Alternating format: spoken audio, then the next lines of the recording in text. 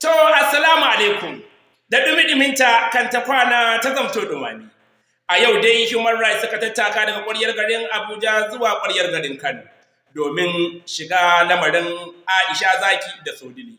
Inda Human Rights suka tsaya domin Sodili sun ga bidiyo yana trending yana yawo kuma suka je ba domin gayyata ba kuma tura musu takardar gayyata ba. Suka zo domin su tsaya domin kwatan Sodili ‘yancinta na tozarta ta da aka yi na bidiyo da yake yawo wanda ake tunanin wannan bidiyon zai zauna har kakanni har zuwa kuma karni na gaba. A yayin da suka je kotun da lauyansu na Human Rights suka tsaya wa Sodili sannan kuma Aiysha Zaki da babarta sun zo su ma da lauyansu. A inda zuwansu kotun ke da wuya suna ta fankan suna jin cewa sun zo su ma suna da lauya. Daga nan aka fafata aka fara tattauna shari'a kowane lauya ya fara nuna basirarsa da bai wanda Allah ya basa. A yayin da bayan an tattauna maganganu a kotun aka kuma nemi shaidu. Inda daga cikin shaidun dai zan ba da wani shaida mai ban mamaki. Baban Aiysha Zaki wato mijin mamanta domin ita Aiysha Zaki a gidan agola ce.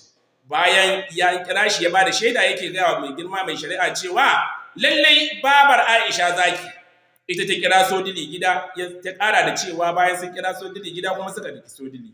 Ya ce ya mai girma mai shari'a yin hakan kaka ai ba adalci ba ne. Saboda haka daga nan mai girma mai shari'a ya yi amfani da wa'innan maganganu.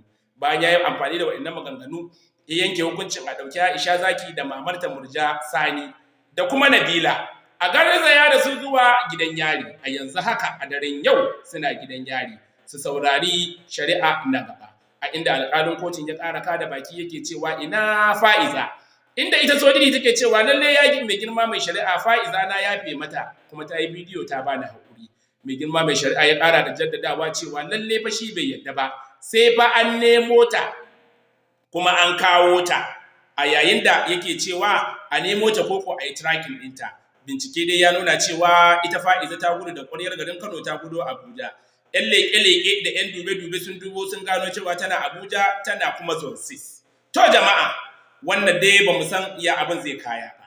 Saboda haka jama'a kuma bayan haka akwai matsala da ya faru. Ita Aiysha Zaki a yayin da aka yi rikici na baya akwai tawaga da suka taimaka mata kamar irin su Ruki Boss da kuma Fatima Baffa Usman da kuma Dadi Lola. A dai yanzu kowa ya naɗe hannunsa ya ce ba ruwansa kuma babu wanda ya fito domin ya bada gudumawansa.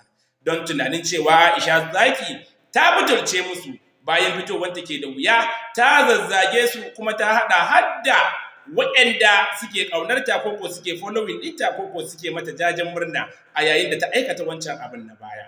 To jama'a ya abin zai kaya. Ku taya mu da addu'a Allah ya kawo mafita kuma ya kawo sauki kafin ranar da za a sake zama.